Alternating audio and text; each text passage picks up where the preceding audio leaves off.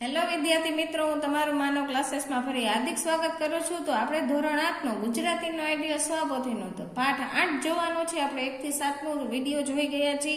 તો હવે 8 નું સોલ્યુશન કરશું, જેથી ફટાફટ અમારી ચેનલને લાઈક એન્ડ સબસ્ક્રાઇબ કરી નાખો, જેથી અમારા બધા વિડિયો તમને મળી રહે અને તમારા ફ્રેન્ડને પણ શેર કરી દેજો।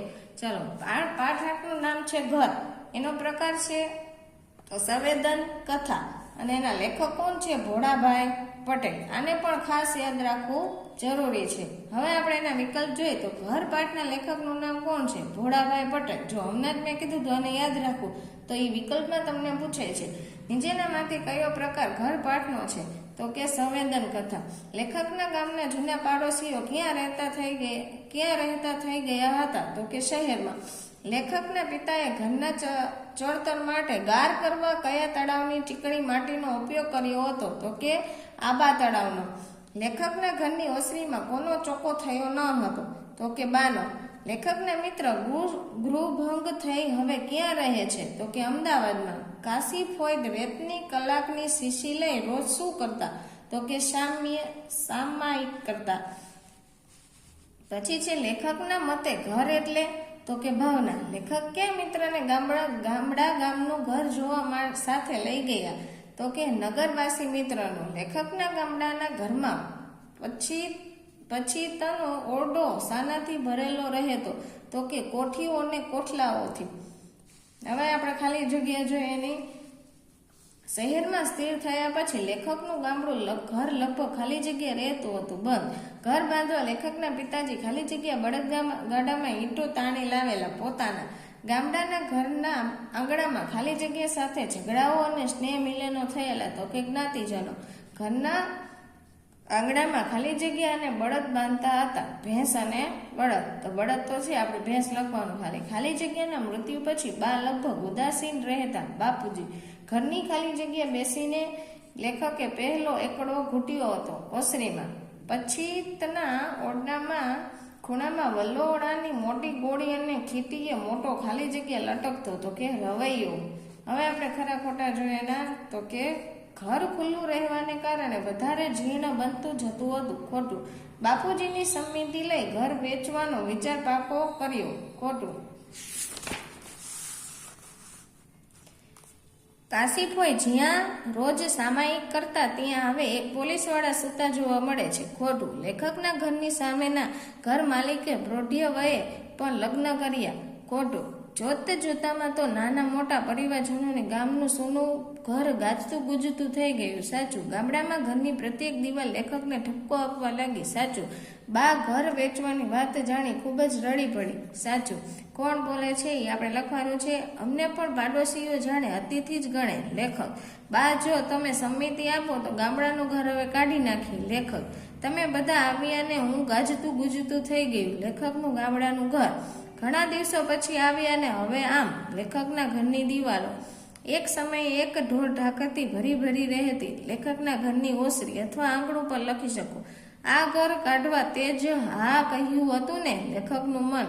જ્યારે ઘર વેચીશું આ ઘર તમને જ મળશે, લેખક। હવે હું વધારે દિવસ જીવી શકીશ નહીં, લેખકના બા। હવે આપણે નાના પ્રશ્ન જોવાના છે। એમાં પહેલો પ્રશ્ન છે, લગભગ બંધ રહેતા ગામડાના જૂના ઘર વિશે લેખકને શો વિચાર આવતો? તો કે એને વિચાર આવતો કે જૂના ઘર વિશે લેખકને વેચી દેવાનો વિચાર આવ્યો। બીજો પ્રશ્ન જોઈએ, લેખકનું ઘર સાથી જીર્ણ થતું જતું હતું? તો કે કારણ કે તે બંધ પડી રહેતું હતું। ચોમાસું ભારે હોય તો લેખકના ઘરની શી હાલત થતી? તો કે પતરાના છાપરામાંથી પણ પાણી અંદર ઉતરે, પરિણામે ઘરમાં તિરાડ પડતી। ઘર વેચવા માટે લેખકે કોને ભલામણ કરી હતી? તો કે ઘર વેચવા માટે લેખકે ગામડામાં રહેતા પોતાના વ્યવહાર કુશળ મિત્રને ભલામણ કરી હતી।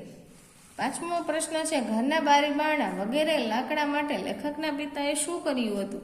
તો કે ઘરના બારી બારણા વગેરે લાકડા માટે લેખકના પિતાએ પોતાના ખેતરના જૂના લીમડા પાડ્યા હતા। ગામડાનું ઘર બનાવવા બાએ શું મદદ કરી હતી? ગામડાનું ઘર બનાવવા બાએ ગારના તગારા છેક મોભારા સુધી ચડાવ્યા હતા।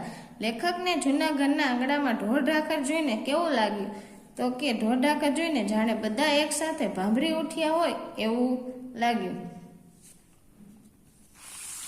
ચાલો આ બાજુ છે 8મો પ્રશ્ન. લેખકના જૂના ઘરના ઓરડામાં હજુ કઈ વસ્તુઓ હતી? તો કે વલોણાની મોટી ગોળી અને ખીટીએ મોટો રવૈયો લટકતો હતો. લેખકના બા ક્યારે ખૂબ રડ્યા હતા? લેખકના બાપુજીના અવસાન વખતે નહોતા રડ્યા, એટલે ઘર વેચવાની વાત યાદ કરીને રડ્યા હતા. ધીરે ધીરે હિબકા વચ્ચે લેખકની બાએ ઘર વિશે શું કહ્યું કે આ ઘર હું જીવું છું ત્યાં સુધી ના કાઢશો. હવે હું જાજા દિવસ નથી, પછી તારે કાઢી નાખવાનું એમ. પછી નીચે આપણે જોવાના છે 2-3 વાક્યના જવાબ. તો લેખકને ગામડાના ઘરનું આકર્ષણ શા માટે રહ્યું ન હતું? કારણ કે તે લગભગ બંધ રહેતું હતું. જૂના પાડોશીઓ હવે શહેરમાં રહેતા અને ત્યાં નવા પાડોશીઓ આવી ગયા. તેમની સાથે હજુ કોઈ નાતો જ બંધાયો ન હતો. લેખકના મનમાં ક્યારે વ્યથા જાગી? કેમ? તો કે જ્યારે લેખક ઘર વેચવાનો વિચાર કર્યો ત્યારે જ ક્ષણે તેમના મનમાં વ્યથા જાગી કે શા માટે બાપ દાદાનું ઘર વેચી નાખવું. કેમ કે જૂનું ઘર તેમના માટે બાળપણની યાદો, માતા પિતા અને પરિવાર સાથે જોડાયેલું હતું. ઘર વેચવાથી તેમને લાગ્યું કે તેઓ તેમની જૂની યાદો ગુમાવશે. લેખકનું જૂનું ઘર કયા કયા સ્મરણોની સાક્ષી બનેલું છે? તો કે ભાઈ ભાંડોનો જન્મ થયેલો, દાંપત્ય જીવનની શરૂઆત, એ જ ઓરડામાં તેમના સંતાનોનો જન્મ થયેલો, પછી પ્રસંગો કાઢ્યા હોય અને જૂનું ઘર સ્મરણોની સાક્ષી બનેલું. હવે નીચે જો ચોથો પ્રશ્ન. લેખકના ગામડાના ઘરના આંગણામાં કયા કયા કાર્યો થયા હતા? તો કે ભાઈ બહેનોના લગ્ન બંધાયા હતા, જ્ઞાતિજનો એટલે કે ઝઘડાઓ, સ્નેહ મિલનો થયા, પાડોશી સાથે ઊંચા અવાજે બોલાચાલી, શિયાળામાં તાપણાની આસપાસ મધુર વિષભ્ર કથાઓ થયેલી, પરિવારના અબોલા સભ્યો જેવા પ્રાણી, ભેંસ, બળદ રેલાતા બંધાતા. હવે 5મો પ્રશ્ન જોઈએ. ઘર છો રહેતું એવું લેખકને સાથી થવા માંડ્યું. કેમ કે તેમને ઘર સાથે જોડાયેલી કેટલીક બાબતો યાદ હતી. જૂનું ઘર તો એ બાપ દાદાનું ઘર, દિવાલો અને છાપરાનું મકાન નથી જે માત્ર પૈસાથી ખરીદી કે બાંધી શકાય. આમ ઘરની વિશે લેખકની ભાવના મહાન હતી. ઘણા વખતનું બંધ ઘર સાથી ખુલ્યું. તો કે પરિવાર સાથે બાપ દાદાના જે જૂના ઘરમાં સાથે રહેવાનો વિચાર કરી ગામડે આવ્યા હતા. આથી ઘણા વખતનું બંધ રહેતું ઘર લેખક અને તેમના નાના મોટા પરિવારજનો આવવાની ફરી એકવાર ખુલ્યું અને જોતજોતામાં સૂનું જૂનું ઘર ગાજતું ગુજતું થઈ ગયું. 7મો પ્રશ્ન છે. લેખકના ગળે ડૂમો ભરાવા જેવું સાથી થઈ ગયું. તો કે ઘરમાં પ્રવેશતા જ લેખકને તેમના બાળપણના સ્મરણોની તાજા થઈ ગયા. તેમને ઘરની દિવાલો, આંગણો કે ઓરડામાં તેમના ઢોર ઢાકર અને પરિવાર સાથે પસાર કરેલો સમય યાદ આવ્યો. આ આંગણામાં તોરણ નીચે તેમની બહેનો પરણવા બેઠી હતી અને દાદા દાદી અને બાપુની નનામીએ બંધાઈ હતી. આવા કંઈક કેટલાક સ્મરણો લેખકને ભરાવા જેવું થઈ ગયું. પાછળ છે 8મો પ્રશ્ન. ઘરના કાઢશો એવું બાએ સાથી કહ્યું. તો કે કેમ કે એનો લગાવ હતો એટલે એની ઘરમાં રહેતા હતા ને એને મહેનતથી ઊભું કરેલું હતું અને પરિવારની ઓળખ હતી. તે વેચવાથી પરિવારની યાદો અને ઓળખનું શું થઈ જાય? એ બધું વિસ્મરણ થઈ જશે. ધીરે ધીરે ઉપકા વચ્ચે લેખકની બાએ ઘર વિશે કહ્યું કે ઘર ના કાઢશો. ભાઈ હમણાં ખમી જાવ એવું નાના ભાઈએ કોને કહ્યું? સાથી. તો કે કારણ કે ઘર વેચવા માંગતા હતા પણ નાના ભાઈએ એવું થવા માંડ્યું કે ઘર વેચવું અત્યારે યોગ્ય નથી. ઘર ના હોય તો ઘરની ભાવના ભલી. આથી નાના લેખકને થોડો સમય રાહ જોવા માટે સમજાવતા હતા. છેલ્લે ઘર વેચવા બાબતે લેવાયેલો નિર્ણય તમને ગમ્યો કે કેમ? તો આમાં તમને ગમેલો એ પ્રમાણે તમારે લખવાનું છે. ચલો નીચે મુદ્દાસર પ્રશ્ન આપેલા છે જે પાઠના આધારે તમારે લખવાના છે. હવે નીચે તમને ખાલી જગ્યા યોગ્ય આપેલી છે કૌંસમાં. જો આના ઉપરથી તમારે યોગ્ય શબ્દ લખવાનો છે. તો એમાં મેં લખેલા છે એ તમે જોઈ શકો છો અને લખી પણ શકો છો. આ બાજુ પણ અહીં આપેલી છે અને નીચે તમને રેખાંકિત શબ્દો માટે લાગુ પડતો રૂઢિપ્રયોગ મૂકી ફરીથી એનો લખવાનો છે. જો મેં અહીંયા લખેલું છે આ ભોકાતું હોય તેવું હૃદય ઉપાડ્યું, તેમાં ઉપડી લખવાનું. કશું જ બોલી ના શકી તો નિશબ્દ થઈ. પછી દશા સમજાઈ ગઈ તો પોતાની કર્મ પત્ની સમજાઈ ગઈ. પછી દિવસો પસાર કરવા તો દહાડા કાઢવા. પછી સારું નહોતું લાગતું તો ગોઠતું ન હતું, રાહ જોઈ ધીરજ ધરી અને દુઃખ હળવું તો એને નિરાશ થઈ. મેં અંડરલાઈન કરેલી છે ત્યાં ચેન્જીસ કરેલા છે. ચાલો, નીચે તમને આપેલા છે પ્રશ્નસૂચક શબ્દો ઉપયોગ કરી પ્રશ્નો બનાવો અને એના ઉત્તર લખવાના છે. જો 2 હું કરાવો, બાકી તમારે જાતે કરવાના રહેશે. ચલો, પેલું છે કઈ, તો કે તમારા ઘરમાં કઈ વસ્તુઓ છે. પછી એનું વાક્ય બનાવો. મારા ઘરમાં furniture, TV, fridge, washing machine, અન્ય વસ્તુઓ છે.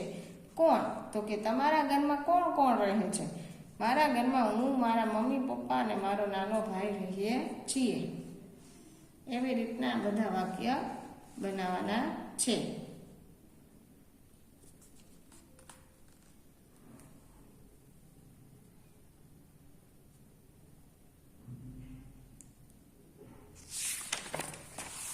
પાછળ પણ એવી રીતના 2 વાક્ય બનાવવાના છે. રમેશ ઘર, તો અને રમેશ શાળાએથી સીધો ઘરે જાય છે. પછી દફતર અને ચોપડી, તો મેં મારા દફતરમાં બધી ચોપડીઓ ગોઠવી. એવી રીતના બધા વાક્ય બનાવવાના છે. ચાલો, નીચે તમને આપેલા છે 2 વાક્ય બનાવવાના છે. તો કે છોકરાનો જવાબ સાચો હતો છતાં એણે સુધાર્યો. તો કે છોકરાનો જવાબ સાચો હતો, છોકરાએ જવાબ સુધાર્યો. ઘર નાનું પડતું હતું તેથી મોટું ઘર ખરીદવાનો વિચાર કર્યો. તો કે ઘર નાનું પડતું હતું, મોટું ઘર ખરીદવાનો વિચાર કર્યો. એવી રીતના બધા વાક્ય બનાવવાના છે.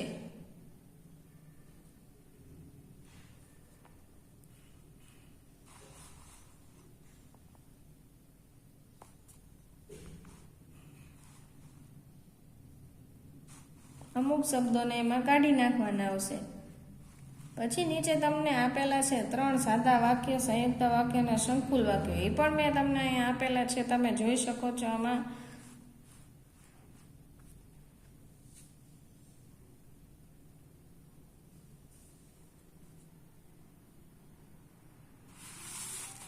આ બાજુ પણ આપેલા છે, એમાં હજી 2 વાક્ય. પછી નીચે તમને આપેલા છે પાછા સંકુલ અને મિશ્ર વાક્ય બનાવવાના છે.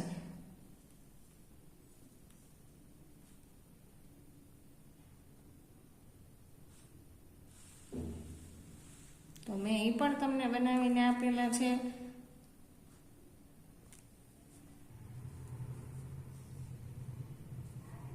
નીચે તમને આપેલા છે સાદું વાક્ય, સંયુક્ત વાક્ય અને સંકુલ વાક્ય. આપણે મિશ્ર છે કે એ બધા વાક્ય કયા છે તે કહેવાના છે. પહેલું વાક્ય છે હું વગ્ર બની ગયો. તો કે કેવું વાક્ય કહેવાય? સાદું વાક્ય.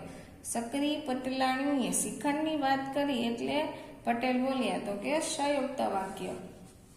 એવી રીતના છે ત્રીજું, અમારા બટુકો માટે આશ્ચર્યલોક ત્યારે ખુલ્યો ત્યારે સાવરકુંડલાના એક વહોરાજીએ ગામના સાયકલ સ્ટોર ખોલ્યો. સંકુલ અને મિશ્ર વાક્ય. સાયકલ ચલાવી એ આજે નગરીય ઘટના લાગે, પરંતુ ત્યારે તો બધું અસામાન્ય હતું. સંયુક્ત વાક્ય. તમે આવશો તો હું તમારી સાથે જોડાઈ જઈશ.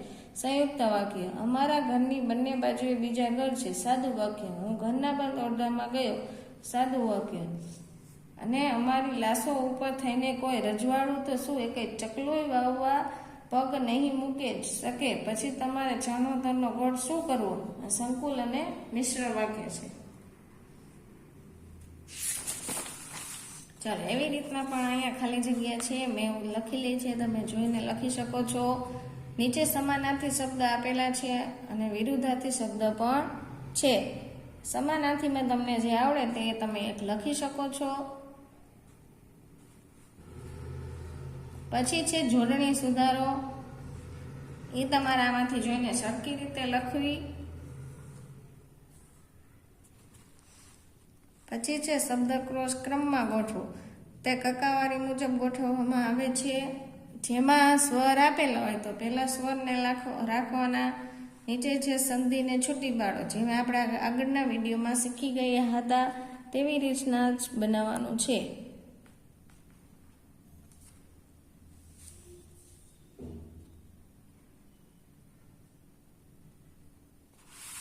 આ બાજુ આપેલા છે શબ્દ સમૂહ માટે એક એક શબ્દ.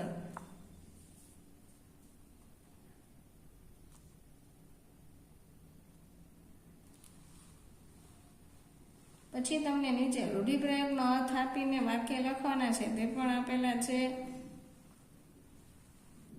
જે અર્થ લખેલો છે અર્થ તેના તે લખો. વાક્ય તમે ગમે તે લખશો તો ચાલશે.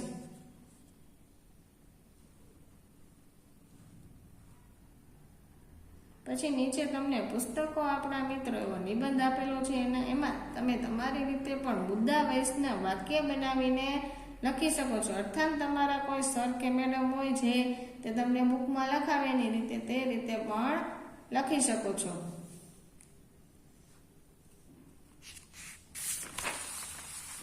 અને નીચે તમને આપેલું છે તમે વાંચે કોઈ પણ એક પુસ્તકો 7-8 વાક્ય તમારે કહેવાના છે. એ પણ આમાં છે. અને નીચે તમને એક કોઈ પત્ર આપેલો છે જન્મદિવસની ઉજવણી નિમિત્તે. ઘણીવાર પરીક્ષાઓમાં પૂછાય પણ છે, જેથી સરખો ભાગો કરી લેવો. ચાલો આ વિડીયોને આપણે અહીંયા વિરામ આપશું. તો ફટાફટ અમારી ચેનલને લાઇક એન્ડ સબસ્ક્રાઈબ કરી નાખો અને તમારા ફ્રેન્ડને પણ શેર કરી દેજો.